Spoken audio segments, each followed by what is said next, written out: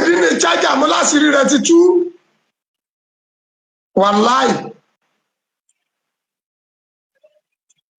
gbogbo àwọn tí wọ́n jẹ́ dídá rẹ̀ tí wọ́n fi bu ẹnu àtẹ́lu Àgbàlá Gabriel gbogbo pátá ni wọ́n ti táyà inna Allaha la yuhibbu s-salimin ọlọ́wọ́ Olódùmarè ló kò sí lẹ́yìn alábòsí. Mo kí ìyálájẹ́ gbogbo ẹ̀yin ti Facebook mo kí pé ẹ kú dédé àkókò yìí ẹ jẹ́ má bá mi sí àpúrógámù ẹ má bá mi láìkì ẹ̀ ẹ̀yin ti TikTok ẹ má bá mi dọ́kútà àbúrò ní ṣe ilé ọlá àpẹẹrẹ àlùkùrẹ́ àn.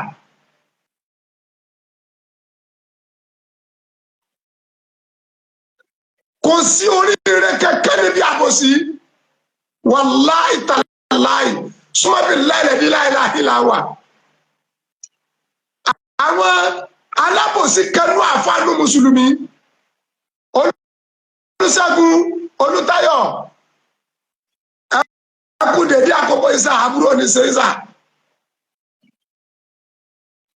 àwọn alábòsí kẹnu àwọn àfá ẹ̀jẹ̀ ńlá inú mi dùn pé kú mọ ọ̀nà òdodo yìí mi ní dasọ̀bò tọrọ sísọ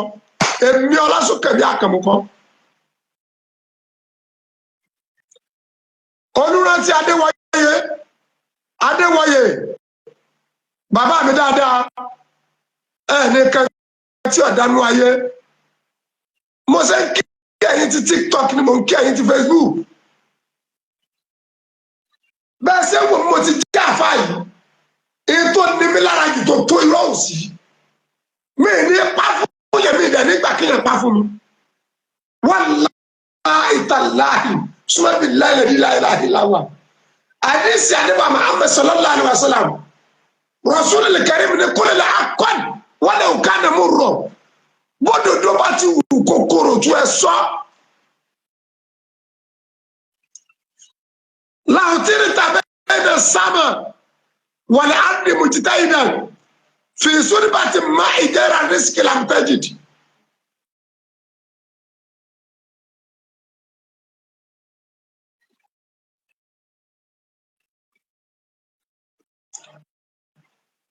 Mẹ́yẹ̀ bá torí àràbà rẹ́mẹ́ ìrọ̀kọ̀ tó rẹ́ mọ́ pa bọ́dà bá ṣe pé ọmọ ní ọmọ that is my point.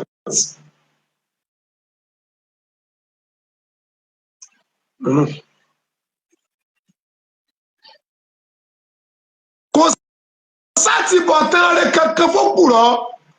kò sátìbọ̀tán rẹ̀ kankan fálábòsí. Inú mi dùn wípé Muyideen bóde fún rẹ̀ gbogbo yín náà lẹ́rí òdodo ti lẹ́kẹ̀ dúró tó yẹ ìyá ìyá Adéníkẹ́ òdodo ti lẹ́kẹ̀ gbọ́ nǹkan tí Muyideen wí ni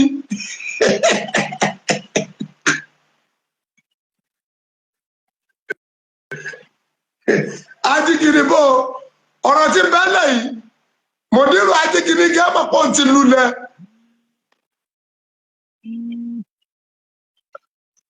àbáfọlọ́ sọ́dún ọ̀gbọ́dọ̀ dùn Olúṣọlá Yusuf gẹ́gẹ́ ti dùn á rí pé hànàhànà ní wí ó ti ń ṣe hànàhànà bí ajá àdìgbòlugi Olúṣọlá Yusuf tó bá ti ṣe sọ báyìí kó tó 2 hours Olúṣọlá Yusuf yóò dìlí tiẹ̀ ní kí ló tó ní confidence lórí ọ̀rọ̀ tó ń sọ.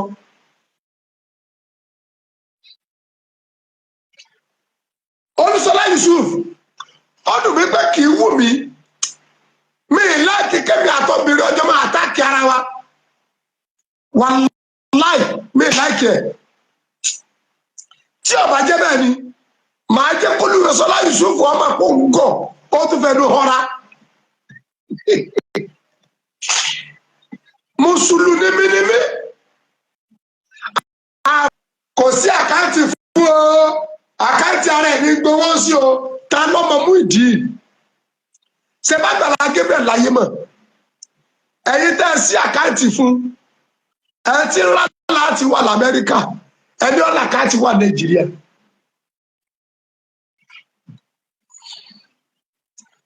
ẹni yìí ọkọ lé fún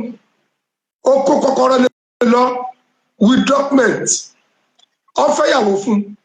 ó bá ṣèyàwó láìláìlá ó sì ṣọ́ọ̀bù fún ó rajà bẹ́ẹ̀. ọmọ ìyá yín tó sọnù nígbà tí láre kiri abẹ́ bíríìjì wo ẹ rí ẹ mọ̀nà bí ó wà gbàdán.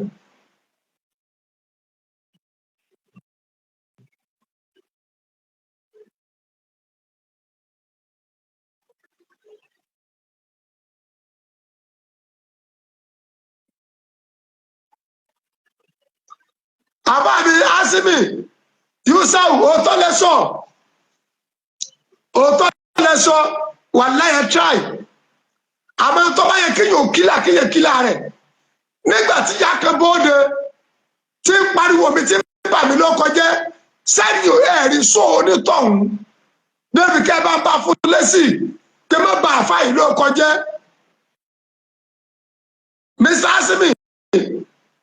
Yusuf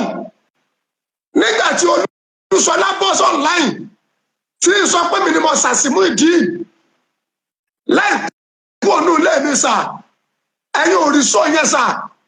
débi kẹ́ sọ fún kẹ́ má bà àfa yìí ló kọjá. Yes sir. ọ̀rọ̀ mo understand ọ̀rọ̀ yìí o. nígbà tí wọ́n fọ́ parí mi nígbà tí mo gbà wọn lámọ̀ràn gẹ́gẹ́ bí tí Islam kọ́ wa pẹ̀tí gàba dé láàrin àwọn méjì káwá bò láti ṣàtúnṣe bóyá yìí ò mọ̀ gbẹ̀rọ bóyá ẹ rí ẹ̀ka kún. Yorùbá dẹ̀ ní ẹ̀tọ́ bá máa ti wáyé Olúnàgún ní ọmọ àti lọ rẹ̀ ìbẹ̀rẹ̀ ọ̀rọ̀ yóò sọ̀rọ̀ yìí ni àárín rẹ̀ náà mi lè dákẹ́ fún un kódà àjọ wòde sinimá ni díẹ̀ dìde ló pè sinimá sọ ti yé sà á rí i pé láti bí ọlọ́sẹ̀ mélòó kan oṣù mélòó kan aṣọ kẹ̀kẹ́ ń pa ẹ̀ àgbọ̀dì bí Ọlọ́run padà jẹ́ wárẹ̀ tí mú ìdí títa ló lọ ń pè é inú èyàn máa dùn náà sẹ́ẹ̀mà pàṣeyọrí kan ló jẹ́ fún wa ni àṣeyọrí kan ní bàbá mi ẹnu pé mú ìdí ni ọ̀ṣọ́ fún wọn bèbí ìkíw ètò padà wí ní pé ọmọ ọmọ wí bẹ́ẹ̀ fún ta lọ́nà ni ṣé bí Islam ṣe kọ́ wa nìyẹn ni kódà kìrìsìtẹ́nì kọ́ wa bẹ́ẹ̀ ìṣẹ̀sìn ọ̀kọ́ wa bẹ́ẹ̀ torí náà mú ìdí lọ́wọ́ adé tí wọ́n sọ wípé kọ̀mẹ́tì ń ṣe ọpọlọ́rí òpè ẹgbẹ́ tí ẹ̀ ló gọ́ọ̀bù sófìtì ni bóòdù ti máa fi gọ́dù ìbú nǹkan Mr. Ìsọlá gọ́wì náà máa dà díẹ̀ ẹ jọ ṣe mọ fáìn Mrs. Olúfúnmi-ká alájà agbọ́mọ bí wọn àwọn ti TikTok inú àbúrò ní sẹ́yìn làwọn àti ké délì kàbí Abdulrahman abawa Masud Mr. Bello God bless anybody ẹ jọ ṣe mo fáìn ìyá mi fa kẹ́mi wọ́n ní mo fáìn ní mo pé kí ni mo fi tèyè báyìí o abájọ tí yóò ní rògbò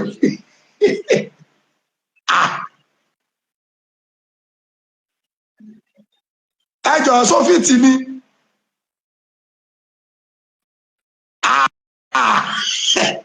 Ọlọ́run yàásí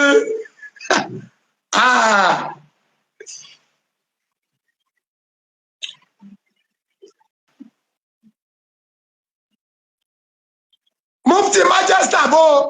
Mufti Manchester tó ti bọ́ bàtà lẹ̀ tó ti sá lọ Mufti Mufti Manchester ọ̀rọ̀ tí bẹ́lẹ̀ yìí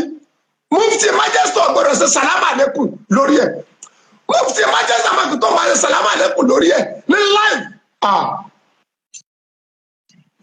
yóò fi rẹ̀ ẹ̀sẹ̀ sí o Yasin.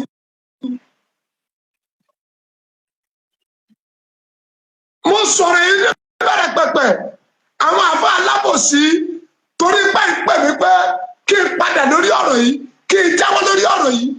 nígbà ọ̀rọ̀ yìí bẹ̀rẹ̀ mo mú ìmọ̀ràn wá fún yín ẹ gbọ́.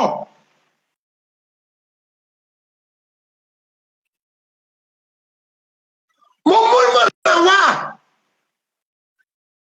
Àgbàlá Gabriel tí ìkẹ́kọ̀ọ́ bá kó wa lójú ló ti ń ṣe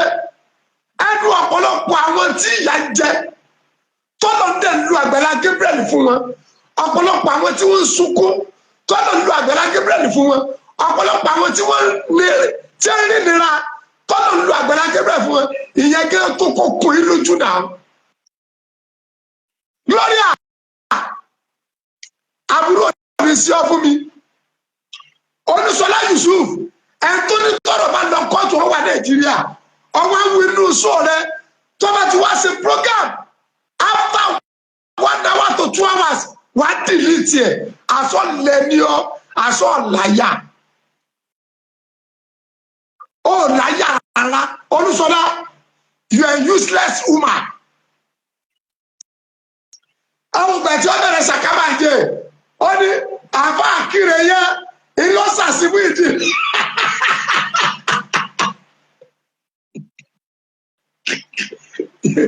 Olúṣọlá ṣé wọ́n ti ẹ̀ mọ̀ pé sàṣì bẹ àáfàá níbí lóòótọ́ mo sì mọ́ kí Ọlọ́run a sì ń pè Ọlọ́run sì ń dá wa lóhùn but mú ìdí nìkẹ́kọ̀ọ́ ní tàdéwò lè jẹ débi kírun bí okun mo fẹ́ dojú kọrú ẹ̀ máa bàjá.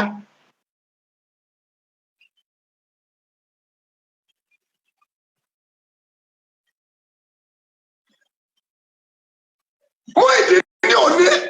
ìmájì irú mi báyìí bí ìbá ló fẹ́ dojú ìjà kọrú mi tí mo lè jí àfa tí mi sì sáfà bíríkìlà tí mi sáfà kàfíńtà máa kọ́ bẹ̀rẹ̀ ìpẹ̀rù kí ló ń tọ̀ lé ní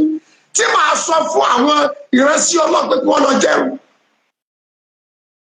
mú ìdí nìkan jẹ́ tí irú mi lè sàṣì láéláé ó ti tọ́ ọ̀rọ̀ ní sọ̀rọ̀ inú rọ́tẹ́ kójọ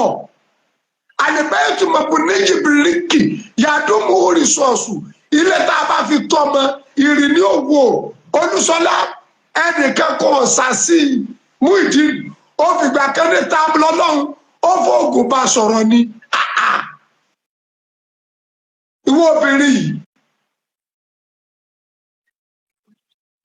Ọlọ́run bá mi ṣàánú ẹ mú ìdí wàláì tàlẹ́ ọ̀tá Ọlọ́run ni ẹ ọ̀dà tó lè bóde sí TikTok bèbí ti ṣẹ́jú ọpọlọ kálukú ti pé àṣírí rẹ ti tú even àwọn àfáà rẹ bí Mùdírù Ajígini àwọn gẹ́ẹ̀tì mọ̀ yìí pé ń ṣe ọmọ kí ó gbà fọ́nà sọ ti mọ̀ pé ń ṣe ọmọ kí ó gbà Olúṣọlá gẹ́gẹ́ ó ti mọ̀ pé ń ṣe ọmọ bí Olúṣọlá ti wí ti pẹ́ ó lò níyà rẹ ló ń láì.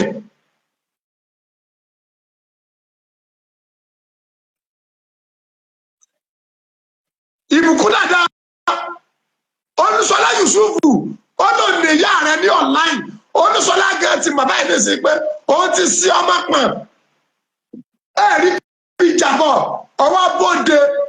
pé ọ̀rọ̀ tí wọ́n wí àwọn àfáà ní àwọn eku yọyí wà lẹ́hìn ní mẹ́mórì ẹ ti kó fáírọ́ọ̀sì ẹgbẹ́ máa bá dọ̀pútà ẹ ti TikTok ẹ bá wà dọ̀pútà ẹ bá ní síà alájà bá ti mọ̀